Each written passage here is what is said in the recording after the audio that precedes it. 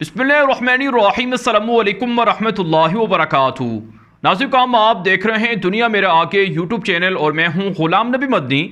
इस वीडियो के अंदर रूस और यूक्रेन की जंग के हवाले से ताज़ा तरीन अपडेट्स हैं, डेवलपमेंट्स हैं, ख़बरें हैं, वो आपके सामने रखने जा रहे हैं। रूस और यूक्रेन के दरमियान जंग का आज 23वां रोज़ है। रूसी फ़ौजें यूक्रेन के शहरों पर कब्जा कर रही हैं और यूक्रेन की फ़ौजें रूसी फ़ौज से शिकस्त खा रही हैं। जो ताज़ा तरीन बड़ी खबर सामने आ रही है कि यूक्रेन का दारुल हुकूमत कीव है, जहां पर रूसी फ़ौज ने चढ़ाई कर रखी है और रूसी फ़ौज का आर्टिलरी गनों से भरा हुआ एक बड़ा काफिला वो कैपिटल कीव पर चढ़ाई कर रहा है और गोलाबारी हो रही है, जिससे यूक्रेन के दारुल हुकूमत की कई अहम इमारतें तबाह बर्बाद हो चुकी हैं। नाज़रीन, रिपोर्ट्स में बताया जा रहा है कि दारुल हुकूमत कीव के शुमाली इलाकों पर रूसी फ़ौज ने कब्ज़ा भी कर लिया है। नाज़रीन, कैपिटल कीव यूक्रेन का एक मुक़द्दस शहर भी है, तारीख़ी और कदीम शहर भी है, और इसी तरह से रूस के यहाँ भी यहाँ पर कदीम चर्च होने की वजह से ये मुक़द्दस तरीन शहर माना जाता है। यहाँ पर रूसी फ़ौजें ज़्यादातर बमबारी इसलिए नहीं कर रही हैं कि नुकसानात कम से कम हों, लेकिन यूक्रेन की हुकूमत ये इल्ज़ाम लगा रही है कि रूसी फ़ौज दारुल हुकूमत कीव पर बमबारी कर रही है, जिससे सैकड़ों शहरी मारे गए हैं और ज़ख्मी हो रहे हैं, और जो वहाँ पर फंसे हुए शहरी हैं यूक्रेनी, उनको निकलने में भी मुश्किलात का सामना करना पड़ रहा है। इस वक्त कैपिटल कीव के अलावा मारियोपोल के अंदर, जनूबी शहर के अंदर भी शदीद लड़ाई जारी है, जो एक तरह से समंदर के करीब वाक़ इंतहाई अहम स्ट्रेटेजिक शहर है यूक्रेन के लिए। उसके कई हिस्सों पर भी रूस ने कब्जा कर लिया है। इसी तरह से नाज़रीन, जो एक और बड़ी खबर है वो ये सामने आ रही है कि यूक्रेन का शहर लफीफ है, जहां पर बमबारी की गई है रूस की जानिब से, और समंदर के अंदर बाहरी जहाज से मिसाइल फायर किए गए हैं, जिससे लफीफ का एयरपोर्ट तबाह हो गया है और उसमें जहाज़ों की आमदोरफ्त भी मुअत्तल हो गई है। और इसी तरह से नाज़रीन, रूसी फ़ौजें दीगर फ़ौजी अड्डे जो यूक्रेन के हैं उन पर भी बमबारी कर रही है। तो यूँ नाज़रीन, 23वां दिन है इस जंग का, और इस जंग के अंदर यूक्रेन में तबाही ही तबाही फैली हुई है और यूक्रेन के अंदर अफरा तफरी इंतशार बढ़ता जा रहा है। यूक्रेन के सदर ज़ेलेंस्की यूरोप से, अमेरिका से मदद मांग रहे हैं कि हमारी मदद की जाए, हमें असलहा दिया जाए, फ़ौजें दी जाएं, लेकिन गुज़श्ता 22 दिनों की तरह अब भी अमलन कोई फ़ौजें नहीं दी गई हैं और अमलन रूस के ख़िलाफ़ यूरोप ने, अमेरिका ने यूक्रेन की कोई मदद नहीं की है। अब अगर नाज़रीन बात कर ली जाए कि यूक्रेन रूस के ख़िलाफ़ क्या कामयाबी हासिल कर रहा है और रूस ने अब तक यूक्रेन का क्या कुछ नुकसान किया है। नाज़रीन, इस हवाले से यूक्रेन दावा करता है कि हमारे हमलों के अंदर, जवाबी इक़दाम के अंदर रूस के 15 से 17 हज़ार के दरमियान फ़ौजी मारे गए हैं, और इसी तरह से रूस के 250 से 300 के दरमियान जंगी जहाज़, फ़ौजी हेलीकॉप्टर्स और ड्रोन तैयारे तबाह किए गए हैं, और इसके अलावा 1000 से 1500 के दरमियान फ़ौजी गाड़ियाँ, टैंक,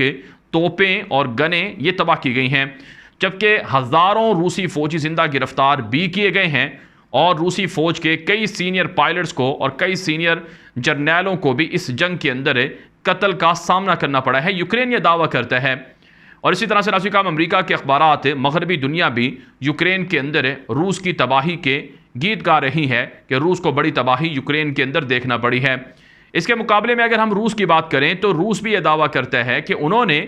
यूक्रेन की फ़ौजी सलाहियत को ख़त्म करके रख दिया है। यूक्रेन के अंदर उनके हमलों में 4000 से ज़ायद फ़ौजी मराकज़, तनसीबात, असलहे के डिपो तबाह किए गए हैं, यह दावा रूस करता है। और इसी तरह से 10,000 से ज़ायद यूक्रेनी फ़ौजियों के कत्ल का दावा करता है, और इसी तरह से 6 से 7 हज़ार यूक्रेनी फ़ौजी ज़िंदा गिरफ्तार करने का दावा करता है। और रूस का ये भी दावा है, जो ताज़ा तरीन नक्शे और मैप सामने आ रहे हैं, कि रूस यूक्रेन के अब तक के 30% से ज़ायद इलाकों पर कब्ज़ा कर चुका है। तो ये नाज़रीन, रूस और यूक्रेन की जंग के हवाले से जो बड़ी डेवलपमेंट्स हैं वो सामने आ रही हैं। अब अगर बात की जाए कि रूस और यूक्रेन की जंग में जो रेफ्यूजी हैं उनके साथ क्या सलूक हो रहा है, क्योंकि नाज़रीन, आम तौर पर जब कहीं पर जंगें होती हैं तो उन जंगों के अंदर जो नुकसान है वो हुकूमतों का कम होता है, फ़ौजों का कम होता है, ज़्यादा नुकसान आवाम का होता है। चुनांचे नाज़रीन, यूक्रेन के अंदर अब तक इस जंग की वजह से जो रेफ्यूजी बने हैं, जो घरों से बेघर हुए हैं, उनकी तादाद 50 लाख से ज़ायद बताई जा रही है। जी हाँ नाज़रीन, 50 लाख के करीब यूक्रेनी शहरी अपने घरों से महरूम हो गए हैं, जिनमें से 30 लाख के करीब यूक्रेनी शहरी मुख्तलिफ पड़ोसी मुल्कों के अंदर पनाह लेने पर मजबूर हुए हैं, लेकिन उन्हें वहाँ पर सहूलियात नहीं मिल रही हैं। इतनी बड़ी तादाद में लोगों को संभालना और उन्हें एडजस्ट करना ये बहुत मुश्किल होता है।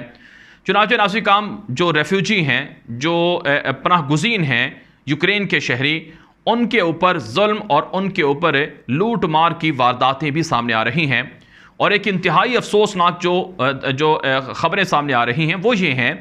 कि यूक्रेन की नौजवान लड़कियों को ज़बरदस्ती जिस्म फरोशी के लिए कायल किया जा रहा है कि वो यूरोप के अंदर अगर पनाह लेना चाहती हैं तो ऐसे ग्रोह मुलव्वस हैं जो यूक्रेनी लड़कियों को उभार रहे हैं कि उन्हें पनाह दे दी जाएगी, जंग से बचा दिया जाएगा अगर वो उनकी शराइत मान लें। इस हवाले से नाज़रीन काम जो इसराइल का मशहूर अखबार है और मशहूर मीडिया नेटवर्क है, उसमें यह रिपोर्ट जारी हुई है, जो दीगर आलमी मीडिया पर भी नशर हुई है, कि इसराइल के यहूदी यूक्रेन से यहूदियों को इसराइल लाने के बहाने वहाँ पहुँचे हुए हैं। और इसराइली यहूदी यूक्रेन के अंदर यूक्रेनी लड़कियों को, यूक्रेनी औरतों को ये शराइत दे रहे हैं कि अगर वो इसराइल जाना चाहते हैं तो इसराइल के अंदर उनकी मेहमान नवाजी होगी, लेकिन इसके लिए शर्त है कि वो उनके लिए या तो जिस्म फरोशी करें या फिर उनकी जिनसी तस्कीन करेंगी। चुनांचे नाज़रीन काम अब तक 10,000 से ज़ायद यूक्रेनी जो ख़वातीन हैं, लड़कियां हैं, वो इसराइल के अंदर पनाह के लिए पहुंची हैं।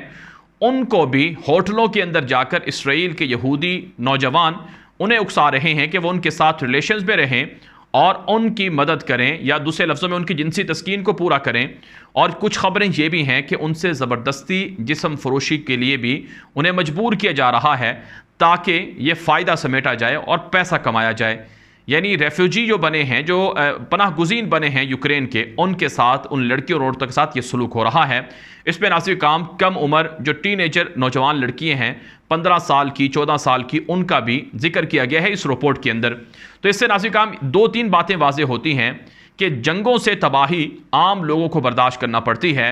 और जंगों के अंदर ख़वातीन और बच्चे रुल जाते हैं। और इसी तरह से नाज़रीन काम इससे बात वाज़ेह होती है कि यहूदी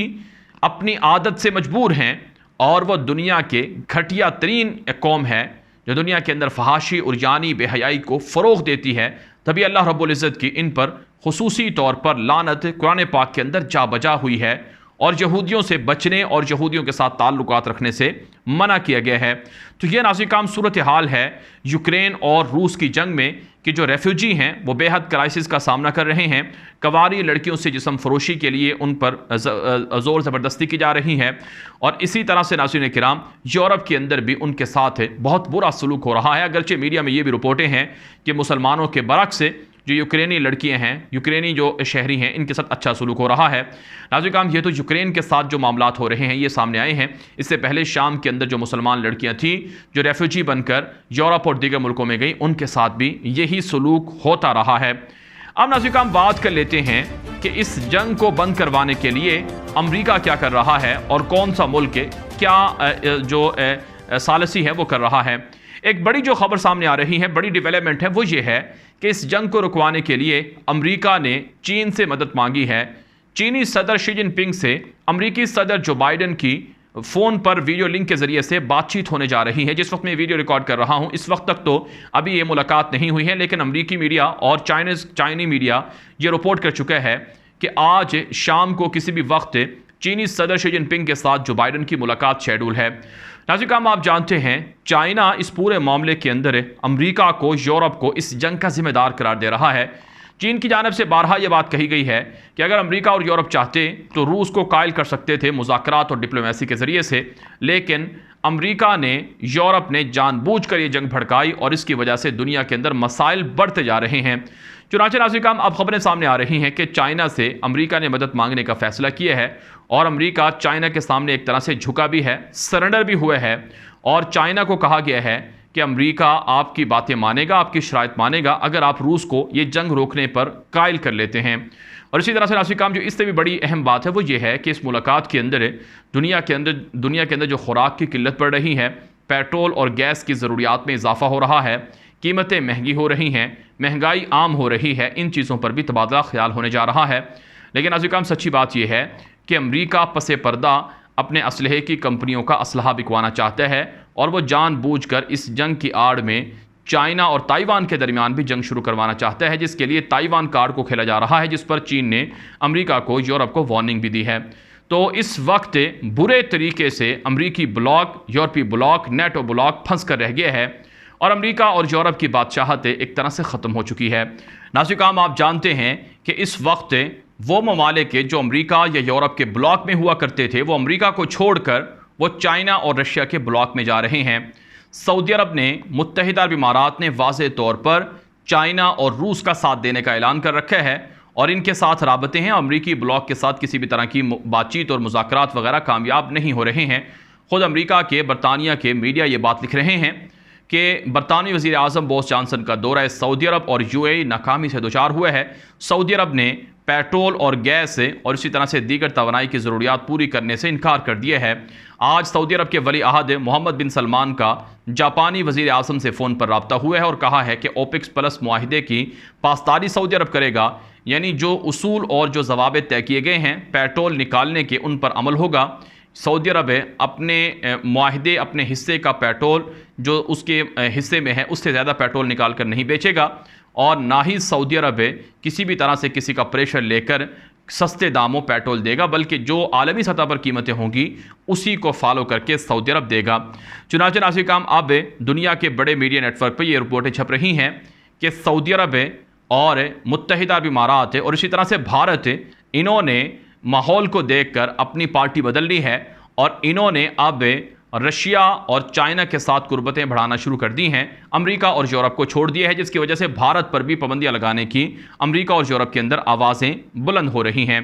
दूसरी तरफ से नाज़रीन, आप जानते हैं कि अमेरिका और यूरोप के रोज़ाना इजलास हो रहे हैं और इन इजलासों के अंदर कोई नतीजा सामने नहीं आ रहा है। और साथ साथ नाज़रीन, ये भी रिपोर्ट्स हैं कि तुर्क सदर तैयब एर्दोगान भी इस जंग को रुकवाने के लिए कोशा हैं और उनकी जानिब से जो रूसी सदर व्लादिमीर पुतिन हैं उनसे रब्ता किया गया है और इसी तरह से यूक्रेनी जो हुकूमत है उनके साथ भी राबता किया गया है। लेकिन मुकम्मल तौर पर नाज़रीन, अभी तक ये बात तय नहीं हुई है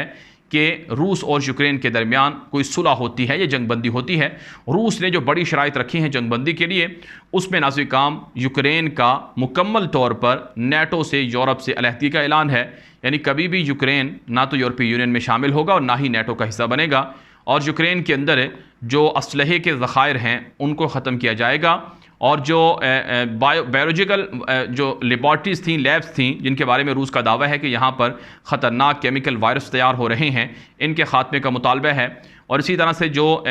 यूक्रेन का ऑर्थोडॉक्स चर्च रूसी चर्च से अलहदा हुआ है, इसके अंदर दोबारा से इत्तिहाद है, दोबारा से इनको एक करना है